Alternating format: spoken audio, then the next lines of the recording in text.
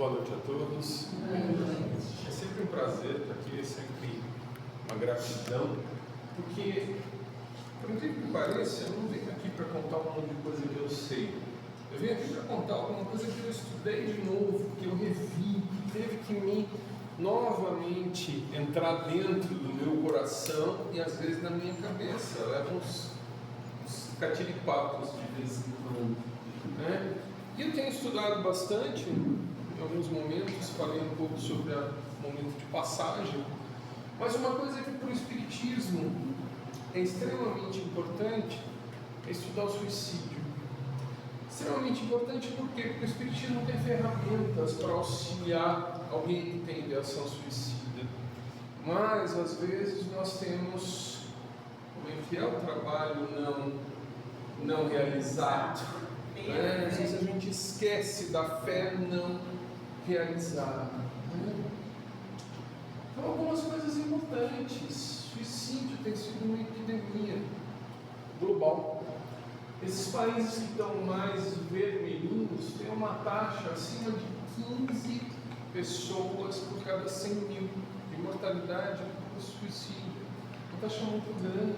Nós, aqui intermediário, alguns países com taxas menores, mas são taxas muito altas, assustadoras, e principalmente na faixa etária, entre 15 e 30 anos, em alguns países é a principal causa de morte.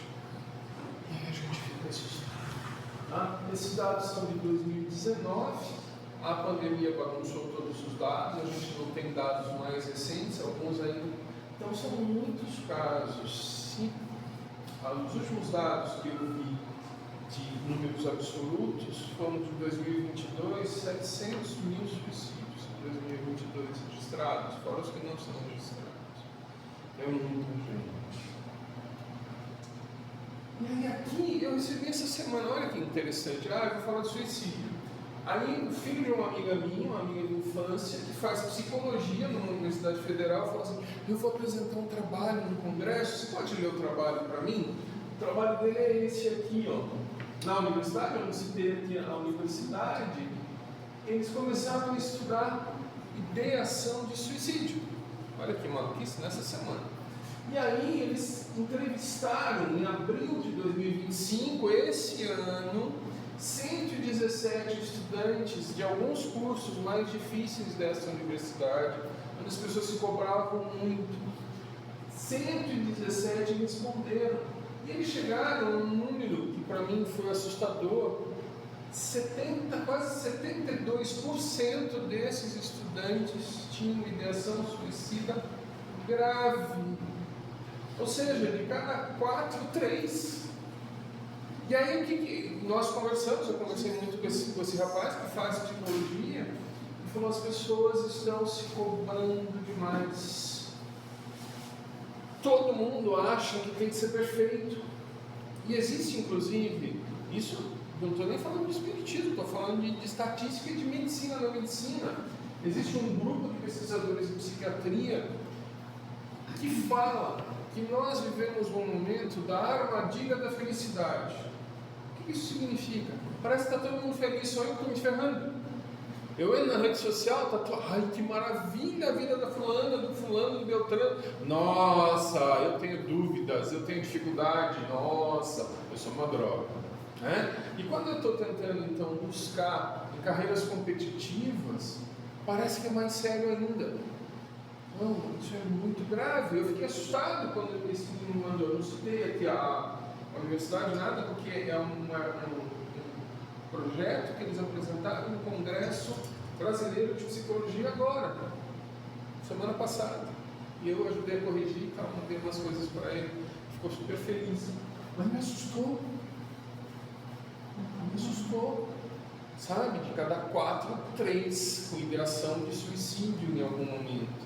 Então é mais comum do que a gente imagina, né? E talvez a gente tenha que pensar nas causas. Esse livrinho está aqui, eu vi aqui na frente, ele conta vários casos, ele tem um grupo de capítulos falando sobre suicídio, muito bonitos, inclusive são histórias, algumas delas muito bonitas, né? E aí, a gente tem que pensar por que isso acontece.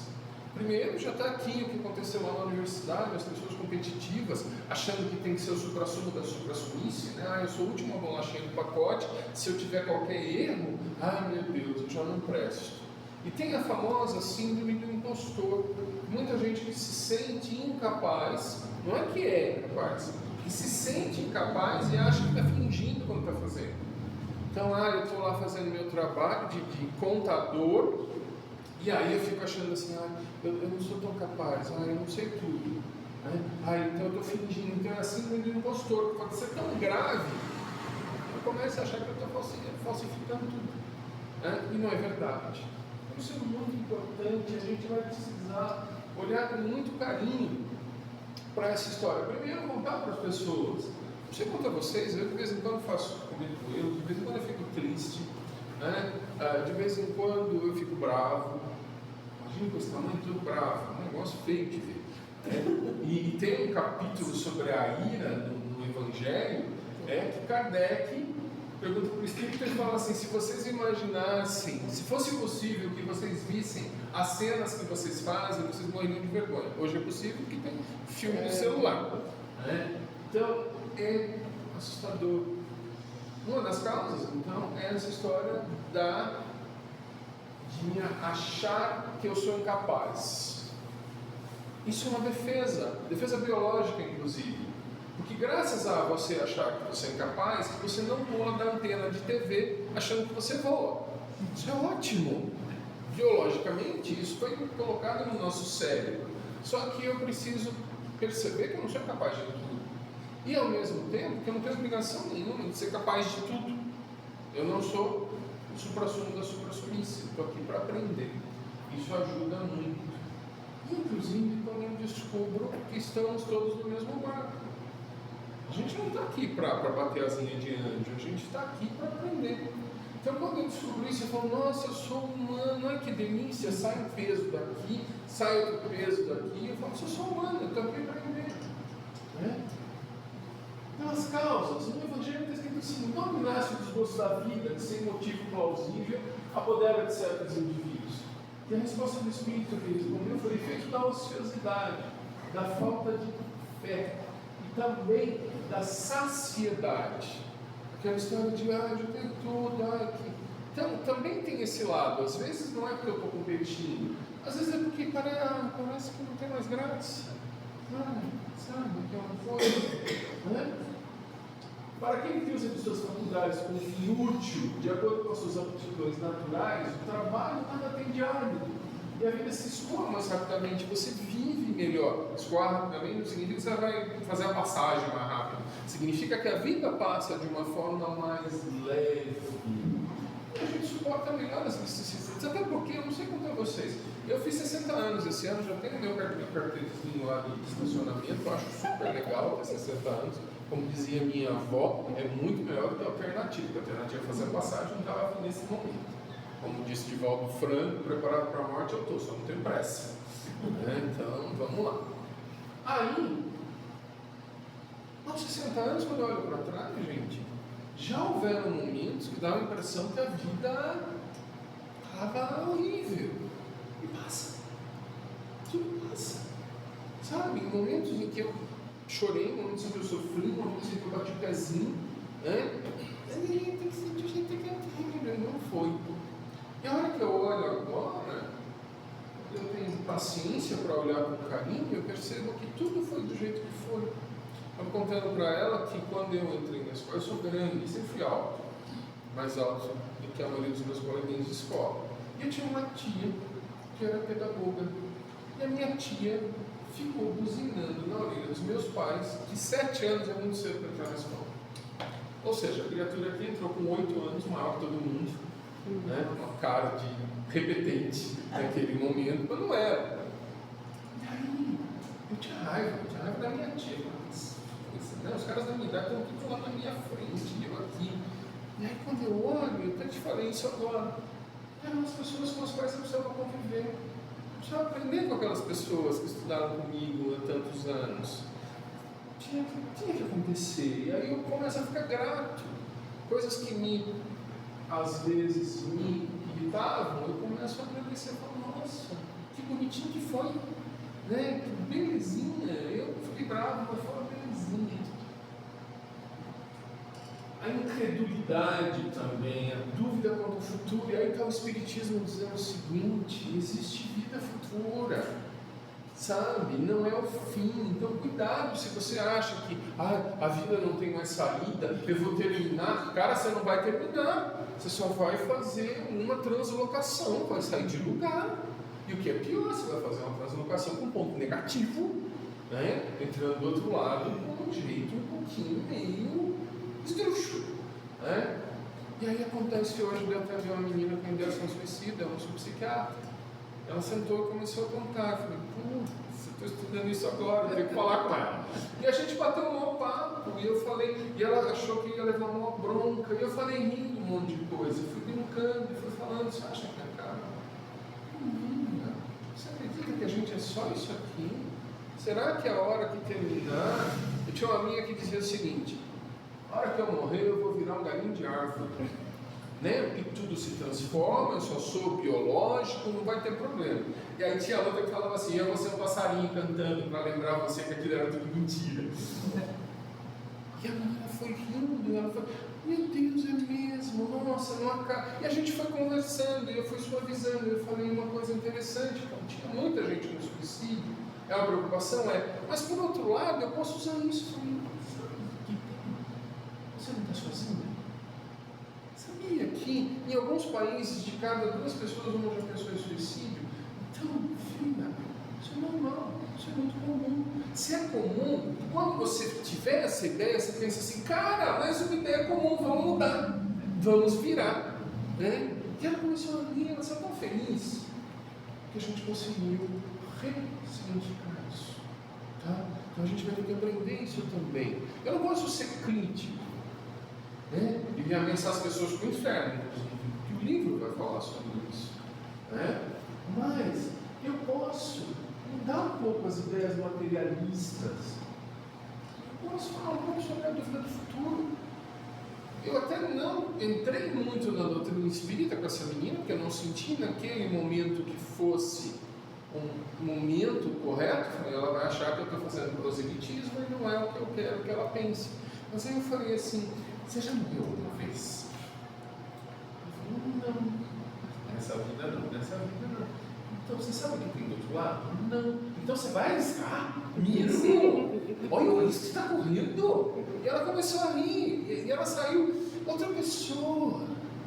Então a gente pode sim. Não estava diminuindo a dor que ela sentia, mas a gente pode sim explicar para as pessoas que às vezes tem essas ideias. Acontece, faz parte da humanidade, isso te faz humano, mas você pode virar disso, você pode mudar, você pode... Eu até brinquei, falei, você não conhece alguém bem bravo? A minha bisavó era muito brava. Legal, quando você tiver essas ideias, você imagina que todas essas ideias estão num salão com a sua avó dando uma bronca. Eu falei, nossa, que legal, minha avó era brava, vai ficar ótimo, sua avó vai ajudar a resolver isso. Né? Então, a gente pode sim modificar. Tem o homem direito de dispor da vida? A resposta que ela Kardec recebeu dos Espíritos: não, só Deus esse direito. E esse trecho eu coloquei porque, gente, está se discutindo na TV isso essa semana. A mãe do Pedro Bial faleceu, fez a passagem aos 102 anos, e ele está discutindo porque ele falou: eu queria que a minha mãe pudesse ter tido o suicídio assistido. A gente tem o direito de abreviar. Pode ser que aqueles últimos momentos sejam os momentos de mais lucidez em que eu resolva coisas. Quem nunca conheceu histórias de pessoas que nos últimos momentos conseguiram resolver coisas? Eu tenho uma paciente, até hoje ela é minha paciente, o marido também era meu paciente, seu Jonas. E aí eles vieram juntos na consulta e era uma mulher brava, aquelas mulheres casadas há 40 e tantos anos, filhos, netos. E ela chegou brava, e ele virou para mim e falou: não está assim com ela, não. Eu falei: por que eu preciso conversar com você? Esse homem só fica falando de morte, eu não deixo ele falar. Eu falei: mas ele tem um problema de saúde. Ah, tem, ele está com câncer do intestino. que o câncer dele é tratável? Não, não é. Então ele não tem risco de morrer? Ele tem. E você não vai deixar ele falar? Eu não aguento mais, eu tento explicar para algumas coisas, eu não deixo ele falar. Eu falei, olha, tá, então, você deixa ele falar. Eu não sei quanto tempo ele tem, mas ele tem um risco de fazer a passagem. E ele saiu e me agradeceu, muito lúcido, e aí na próxima vez que eu a vi, ele já tinha feito a passagem. E aí ela chegou e falou, sabe, o Jonas foi muito tranquilo. O senhor não imagina, a gente conseguiu resolver coisas de 40 anos atrás, da época de namoro. Tinha coisa que ainda era mágoa, e o Jonas conseguiu conversar sobre isso, das mágoas dele, das minhas. O senhor não acredita, ele foi embora, eu estou tranquilo. Ele foi tranquilo, os nossos filhos estão tranquilos. Então a gente pode aprender também nesse momento. Por quê? Porque às vezes, nesse pouco tempo que eu tenho, mesmo que haja sofrimento, eu posso fazer coisas que são importantes para mim, que são importantes para as pessoas que vão estar, que são vibrantes e importantes. Né? Então, quem tem o direito? Quem de nós tem esse direito? Algumas pessoas, por serem famosas, exigiram isso. Eu não sei se vocês sabem, Freud cometeu suicídio assistido. Ele tinha um câncer de mandíbula e ele optou por morrer quando ele decidiu. Superação do egoísmo, né? Ele decidiu. Muito triste, pouca gente comenta sobre isso. Mas, quando eu falo de suicídio assistido, será que é tão bom assim? Será que não é a possibilidade de terminar uma prova, daquelas provas difíceis, que não foi você que era professora de matemática? Não. Mas professora, aquelas provas difíceis, talvez seja aquele momentinho de terminar a prova. E eu às vezes saio do meio da prova. Eu costumo pensar, quando eu falo sobre a metáfora da nossa vida com a escola, que suicídio assistido e suicídio voluntário é como entregar a prova em branco. Eu nem dei tempo de pensar muito, falei, eu estou afim. Né? Entrega a prova em branco. Será que isso é bom? Será que eu vou tirar nota? Ou depois eu vou culpar a professora e falar, aquela professora é tão ruim, imagina, ela me deu 0, eu entreguei a prova em branco. Absurdo, né? Porque eu vou culpar o outro. Né? Então, fico eu pensando sobre essa história de nós pensarmos em suicídio assistido. Alguns países liberaram isso, a eutanásia. E outro dia eu estava lendo um artigo médico de um médico holandês que internou o paciente para fazer exames. O paciente tinha câncer e quando ele voltou no dia seguinte para ver o paciente, tinha matado o paciente dele. Porque ele tem câncer mesmo, não tem o que fazer, matado, sem perguntar para o médico, sem perguntar para o paciente. E ele falou, a gente precisa discutir isso um pouco mais. Isso não foi suicídio assistido, isso foi assassinato. Alguém que foi internado para fazer exame. Não era terminal. Então a gente precisa tomar muito cuidado com isso. Inclusive com esse suicídio assistido. Por que não vida assistida? Por que não fazer, como alguns países estão fazendo, de criar uma coisa chamada hospices, que são hospitais com hotéis, juntos, em que se reúnem os familiares, as pessoas que estão prestes a fazerem a passagem e podem viver aquele momento juntos, porque a gente precisa aprender também a morrer para aprender a viver. A gente precisa aprender também a viver essa modificação, que todos nós vamos passar por isso. Nós mesmos ou as pessoas que nós amamos. Não há ninguém que não tenha passado por isso. Mas eu posso ficar triste porque eu sou espírita, eu não posso ficar triste porque eu peguei algo. Claro que você pode ficar triste. É óbvio que você vai ficar triste. Chore, sim, mas não se desespere. Porque afinal, é óbvio que vai acontecer com todos nós. Eu perdi alguém, eu vou parar de viver. Cara, você é uma pessoa tão boa assim que faz falta, você vai homenagear a pessoa sendo vagabundo, deixando a vida? Será que é isso que as pessoas gostariam? Se é uma pessoa boa, você vai deixar a tua vida? Será que é isso? Que aquela pessoa que foi importante para você gostaria? Mas eu vou sentir falta. Por que isso não falta? Mas viva a sua vida, honre a pessoa que não está mais aqui, já que você sente falta. Após o suicídio, o que acontece? Ivone Pereira. Eu não consegui ler. Não conseguiu ler? Foi até umas 10 páginas, daí parei. O texto é de um português. Não, você chora. Além do português é difícil, mas você chora. Memória de um suicida falando, provavelmente Camilo Castelo Branco, que é um autor, estou contando o que ele viveu do outro lado, contando as dificuldades que ele sofreu. Muito interessante. A Maíse Rocha, que é uma médium que dá muitas palestras, conta muitas coisas, conviveu com Chico Xavier, com o Divaldo Franco. Ela conta que uma vez ela estava com o Divaldo e chegou uma mulher que fazia parte do grupo lá da Bahia e ela falou: Divaldo, meu filho fez a passagem. Aquele menino, tanto, sempre participou aqui do centro, fez a passagem muito cedo, ele estava se preparando para ir para a faculdade. O que eu faço? Eu estou desesperada. Aí Maíse, quando estava junto, e o Divaldo fez uma prece com o filho. Ele só precisava terminar esses 17 anos que ele veio. Que anteriormente ele tinha acabado com a vida dele. E ele veio e viveu honestamente. Então, ao invés de ficar triste, vamos comemorar. Ele acabou de comissão. É mais ou menos como receber um diploma. Então vamos comemorar? E a mulher falou: você já conhece o suficiente para saber. Ele veio para terminar o período que ele precisava, porque ele encerrou antes do determinado. É uma história muito forte, assim como a história do livro Memórias do Suicídio é um livro muito bonito, mas triste, bastante triste. A contagem do tempo para aqueles que mergulhavam nesse abismo sedutriz no livro, estacionaram no momento exato que fizeram para sempre tombar a própria armadura da carne. Por isso que eu falei que o português também é difícil. Daí para cá só existiam assombro, confusão, enganosas induções, suposições insidiosas. Igualmente ignorávamos em que local nos encontrávamos, que significação teria a nossa espantosa situação. Porque quando eu opto por terminar com a minha vida, aquilo é um ato tão de mim para mim, para não dizer egoísta, que eu fico vivendo aquele ato. Ai, porque é um castigo de Deus? Não! É porque eu me propus a viver aquele ato.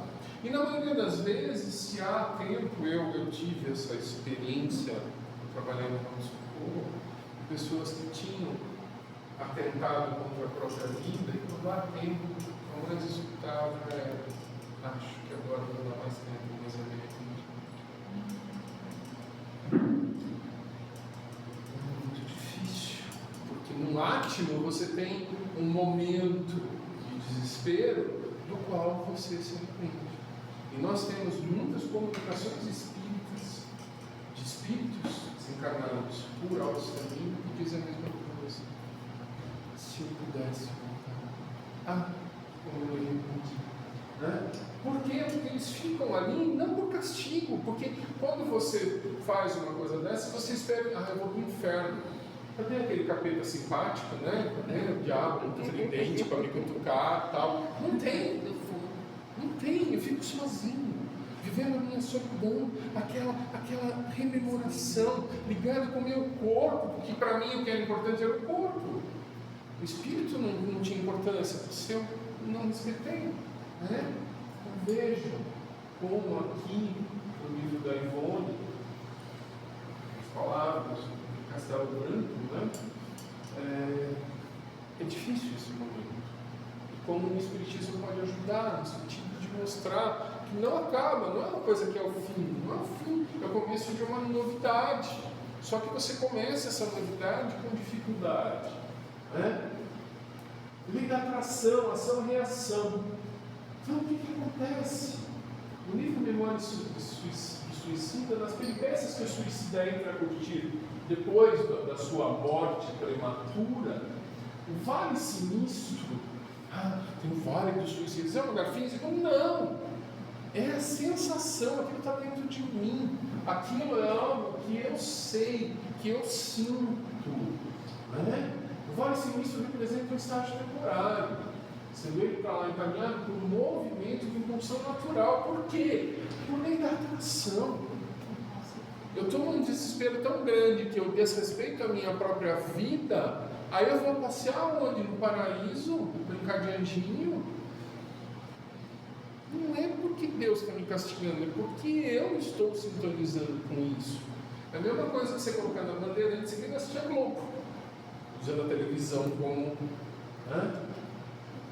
Porque as religiões falam sobre o suicídio. Todas as religiões combatem o suicídio, chegando mesmo algumas delas a negar ao suicida o direito às orações. Eu tive uma experiência própria, eu fui coroinha, já contei isso. E o padre que eu ajudava lá era um padre polonês bravo. O padre Boris era bravo mesmo, daqueles assim, que era um polonês. E aí um dia chegou uma família que precisava, queria que ele orasse por uma mulher que tinha cometido suicídio, que ela tinha descoberto um morto, e ela não aguentou. Aí eu fui falar para ele, morrendo de medo, né? Imagina, um adolescente sabendo que o padre era bravo. E falei, padre, olha, vem com a família, são pessoas bastante humildes, mas eles falaram, essa senhora, ela descobriu uma doença, e aí vieram pedir, eu não sei, o senhor pode ajudar? Foi a coisa mais bonita que eu vi. Ele virou para mim e falou, filho, ela precisa mais que qualquer um. Claro, eu vou rezar, porque quem precisa das minhas preces é quem está doente. Jesus disse, tem que ser de médico, quem está doente. Das preces, e ele foi uma coisa muito bonita. Então, essa história de você vai para o inferno é uma coisa para educar a criança mal educada, né? Quer dizer, vou contar até 3. Né? Já fez isso, marido? Vou contar até 3. Toda mãe já fez isso, todo pai também. Né? Aí a gente foi indicar meu filho, então. Um jeito tão simples que por de castigo ele não saía do castigo. Você fala assim, agora a gente vai sair de casa. Eu falo, não, se eu estou de castigo, eu vou sair daqui. Deixar, né? Não é educar pelo amedrontamento.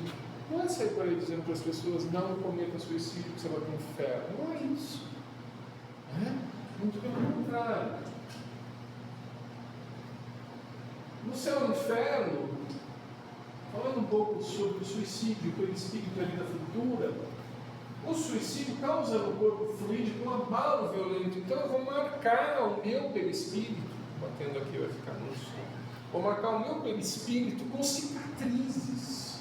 E essas cicatrizes, elas vão ser importantes na geração de um novo corpo físico. Né? Então essas cicatrizes vão se transformar ao organismo carnal pelo renascimento. Cuidado dos julgamentos. Eu morro de medo disso, porque lá o moço que faleceu aos 17 ou 18 anos, que a Anaíse contou, foi o suicida que contou. Nem todo mundo vai ser se contou, tá? Por favor. Não, cada história é uma história. A gente não conhece todas as histórias. Não existe um padrão.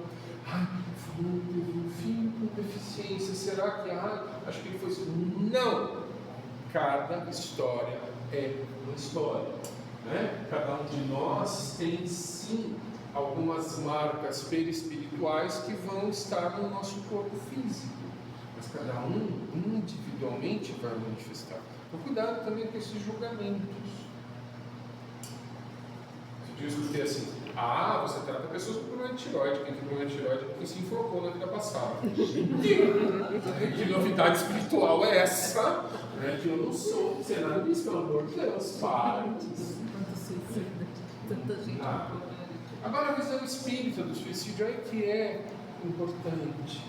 Quando eu vou falar para a pessoa que está pensando em suicídio, para o familiar que está desesperado, a doutrina espírita mostra o suicida como um irmão nosso, que se enganou, cometeu um erro, mas que atire a primeira pedra, quem nunca cometeu isso, né? O conhecimento espírita constitui um poderoso antídoto para o suicídio, para evitar o suicídio, pois ele vai explicar que todos os nossos problemas são passageiros. E isso é verdade. Quantas coisas você já não passou que pareciam o fim do mundo e de repente o mundo acabou? Aliás, fim do mundo mesmo, porque eu inclusive já participei de 9 fins do mundo. Então no céu não é fantástico, o mundo vai acabar desde 1976. Eu me lembro, já participei de 9, né? E não acabou. Né? teve o bug do milênio, era uma coisa do outro mundo. Já participei de vários fins do mundo. Então, cuidado, né? E aí, os nossos problemas são átomos.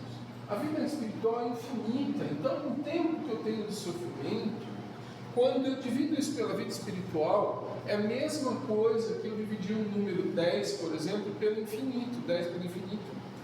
Mas não existe. Não é importante.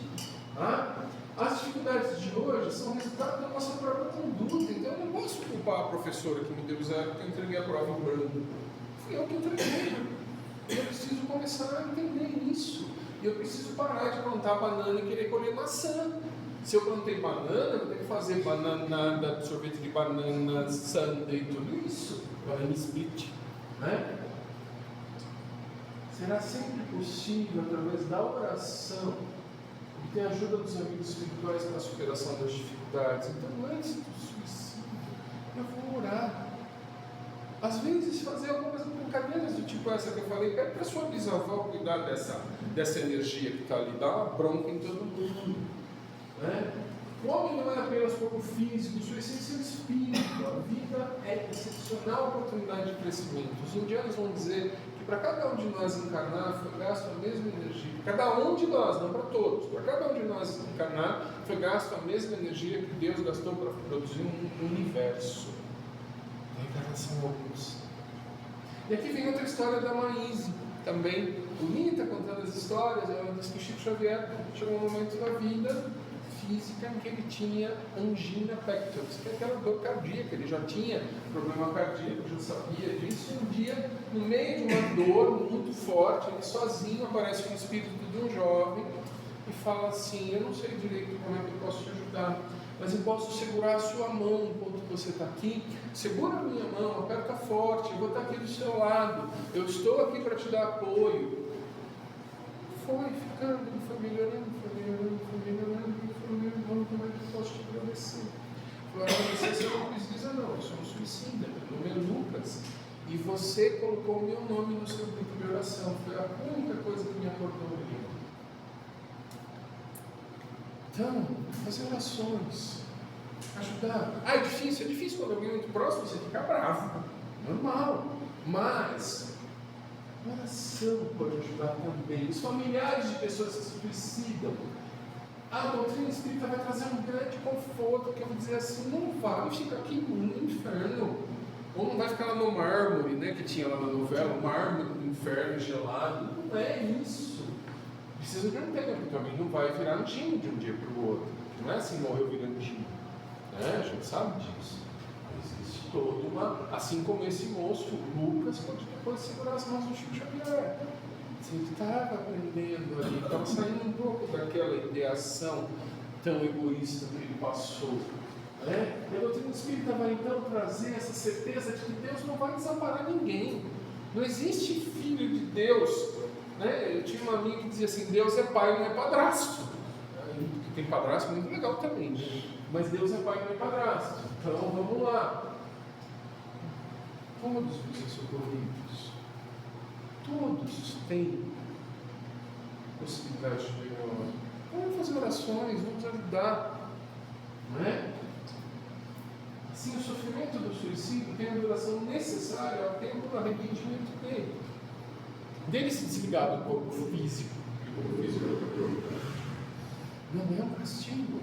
Não é Deus criando um lugar para castigar as pessoas, mas é Ele podendo passar daqui um lugar de nível.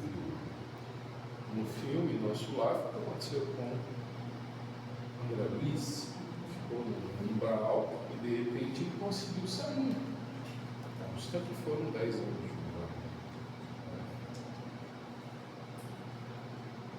Tem um livro de um espírita, também ligado ao Fernando, chamado Um Espírita no Umbral. Sabe que a hora que você lê o texto, eu lembrei desse livro, porque não adianta nada eu me declarar espírita, sair por aí dizendo sou espírita, sou espírita, sou espírita, se a minha fé não ajudar ninguém. Eu vou me achar talvez no umbral, porque eu falei muito e fiz pouco. Né? Então é muito muito sério isso também. Nós precisamos no dia a dia acolher. Acolher quem? Todo mundo. As pessoas que têm mais dificuldade social, inclusive, não só financeira, não é financeiro o problema, mas dificuldades sociais de grupos. Então, grupos, pessoas que têm dificuldades de lidar, por exemplo, com sexualidade, com várias outras coisas, têm mais chance de suicídio. Isso é sabido pela estatística. Então, cada vez mais as nossas casas espíritas precisam estar de braços abertos para quem? Para todo mundo. Para quem precisa. Para trazer uma mensagem de paz, uma mensagem de amor, uma mensagem. Isso é muito importante. Então, o Espiritismo precisa melhorar no sentido da recepção. Há algumas casas, aqui a gente sempre é muito bem recebido, isso é uma delícia. Há algumas casas espíritas em que as pessoas não te cumprimentam. Então a gente precisa exercitar essa fé no dia a dia, né? Ajudar quem? Todo mundo. Porque às vezes algumas pessoas optam pelo autoextermínio porque não se aceitam. O não se aceitar é muito difícil. Eu já tive uma pessoa que tentou o autoextermínio por não se aceitar, porque achava que os pais não iam aceitá-la. Eu falei, gente, eu conheço seus pais, eles são maravilhosos. Fala com eles. Ela foi e falou, assim, tiraram o nosso lado da minha cara. Disseram assim, você achou que a gente não sabe? Foi por isso que você tentou autoextermínio. E hoje está muito bem, obrigado. Por medo, né? Ou por auto-incompreensão. Então, algumas coisas, livros espíritas, o suicídio é o fracasso da coragem, Santo Agostinho, uma mensagem. O suicídio faz com que os amigos e familiares se sintam seus assassinos. Os familiares sofrem muito. Conversar com um filho de suicídio é muito triste, muito doloroso. Porque muitas vezes dá aquela impressão que eu que fiz isso. A pessoa optou por se matar porque eu não fui legalzinho, porque eu não sei o que lá, porque eu não estava lá. Eu ouço muito isso. E se? Essa frasezinha que começa com em si é um inferno para as pessoas. Não existe isso. Tá? Os motivos do suicídio são de ordem passageira e humana. Então, se eu em algum momento pensei, não, acho que eu vou matar. Opa! Posso mudar? Olha disso, olha do jeito. Né? As razões para viver são de ordem eterna e sobre-humana. Isso é um texto do Leon Denis. Né? Então, eu às vezes, de uma forma tão pouco brava, as pessoas morrer fácil. Viver que são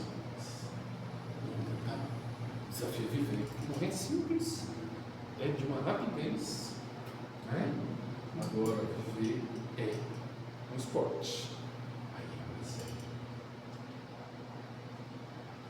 Então, os julgamentos eles começam no livro Céu e Inferno, que aborda o suicídio, principalmente na segunda parte, no capítulo 5, são suicídios apresentando relatos de espíritos que cometeram o ato. É uma infração grave. O Espiritismo vai. O Espiritismo vai considerar.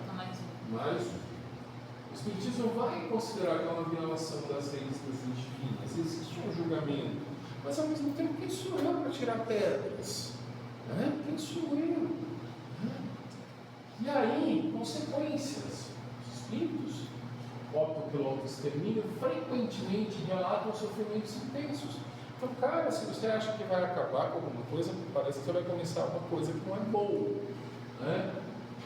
Esses sofrimentos podem incluir a persistência da dor no momento da morte, confusão mental, remorso profundo. O remorso é uma coisa mais comum que a gente ouve em comunicações de suicídios, em comunicações espíritas, em livros espíritas. Lembrar que nós estamos num plano de provas e expiações. Provas são o que a gente faz, que o professor Helenice fazia a gente fazer para passar de ano. Expiações são oportunidades. Não é um sofrimento esse. As dificuldades da vida são vistas como provas, expiações necessárias. Então, é muito mais fácil aceitar. Então, poxa, eu tenho chance de expiar, ou seja, eu tenho chance de resolver. Eu tenho chance de mostrar para a professora Helenice que eu sei, então eu vou fazer a minha prova. Ai, mas eu tenho que tirar 10. Não, se eu tirar 9, tá bom. Tem um provérbio que é muito legal, que é assim: o ótimo é maior inimigo do bom. Faça o bom. Não fique esperando só para fazer o ótimo. É muito cuidado.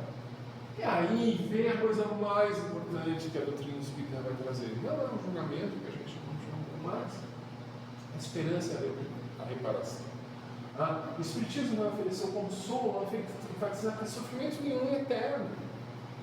Estamos todos em aprendizado.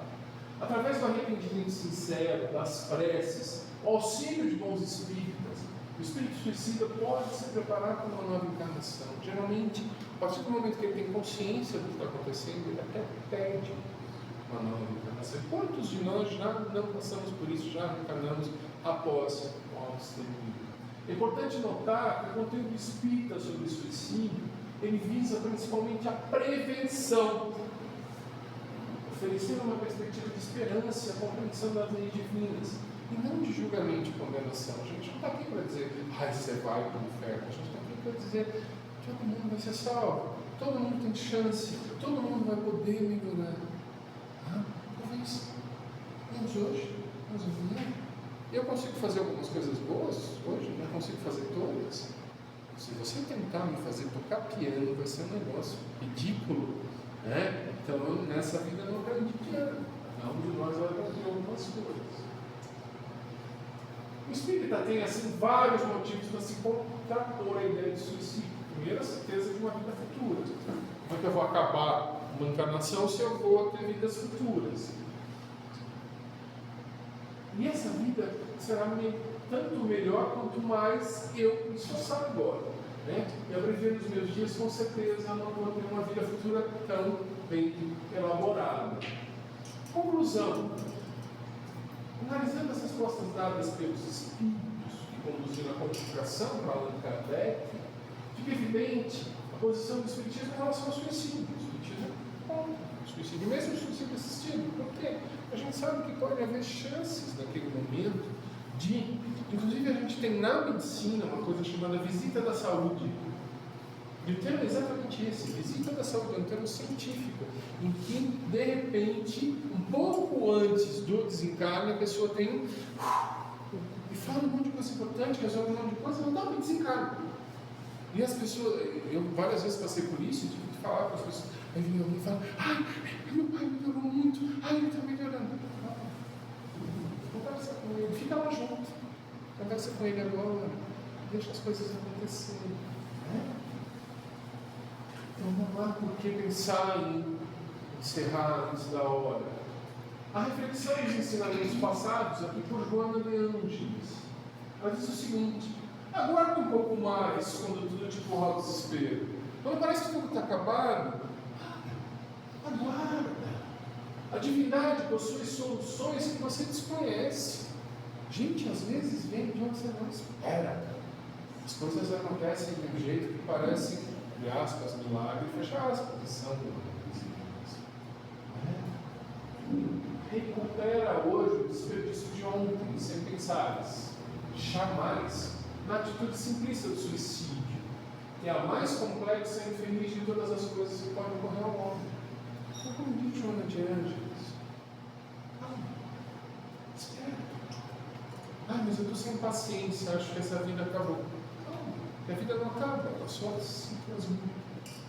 Então está na hora da gente usar a doutrina para ajudar as pessoas, para ajudar os familiares, para dizer, olha, não é o fim, ela continua, façam preces, tentem não criar energias piores ainda, né? Xingar, fazer umas coisas. A gente tinha uma moça que trabalhava conosco que chamava o ex-marido de falecido. Ela falava mal do falecido, e ela chegou, estatando o olho e falou: tem uma coisa para contar. Eu falei que foi falecido. Eu falei, gente, eu nunca achei que eu fosse ouvir o falecido. E não é que o falecido não tinha homologado o divórcio, deixou pensando. Né? Aí eu falei, viu? Tá, deixa eu começar a chamar o falecido de outro nome. Então, a gente vai sempre ter um pouco mais de paciência. Naquelas horas que parece que tudo acabou, xinga. Não chuta a pé da cama porque quebra o dedo, né? Faz as coisas mais calmas, pensa e reflete na sua vida. Porque não sei contra vocês, eu já passei por situações muito difíceis, em vários momentos. E sabe o que aconteceu? Passaram. E quando eu olho, parece que elas tinham, inclusive, alguma lógica, alguma importância. Elas me fizeram ser o que eu sou hoje. Isso é importante. Então, paciência, calma. E há suicídios e suicídios. O livro Céu e Inferno é maravilhoso para isso, contando casos diferentes de pessoas que ficaram pelo auto-extermínio por motivos diferentes. Então, se for ainda por um motivo fútil, pior ainda. Há motivos extremamente fúteis, há motivos de sofrimento. Okay? Existem agravantes e existem fatores que aliviam um pouco, mas sempre é uma dificuldade. Tá? É muito importante que a gente se lembre disso. O suicídio não é uma solução. Mesmo que seja esse tal suicídio assistido, tá? Eu acho que eu estou sofrendo muito. Quem sou eu para achar isso? Quem sou eu para achar que é hora de ir embora sem que eu tenha resolvido tudo? Pode ser que me surja alguma coisa naquele último momento. Né? Pode ser que eu consiga resolver em 2 minutos o que eu levei a vida inteira, os 95 anos que eu. Né? Então, para a gente lembrar dessas 2 histórias de suicidas contadas pela Maís, uma com Chico Xavier, outra com Divaldo Franco. Né? Lembrar que há esperança sempre, não é porque alguém optou pelo auto-extermínio que essa pessoa está condenada ao fogo eterno e ao gelo eterno, mas que há sempre esperança, tá? Mesmo por essas pessoas. Então eu posso orar por elas. Esse rapaz, o Lucas, estava na lista do Chico Xavier, que fazia questão de folhear todos os jornais da região dele e anotar o nome das pessoas que tinham optado pelo auto-extermínio e colocava numa lista de preces especiais. Eu não sabia disso, descobri nessa história da Maís. Tá? Que a gente possa, sim, ser mais humildes, perceber que a gente se tem vida, vamos viver até o último momento, até aquele último instante, para que eu possa, talvez, resolver coisas melhores. Então, isso sobre o suicídio. Tá? Muito obrigado.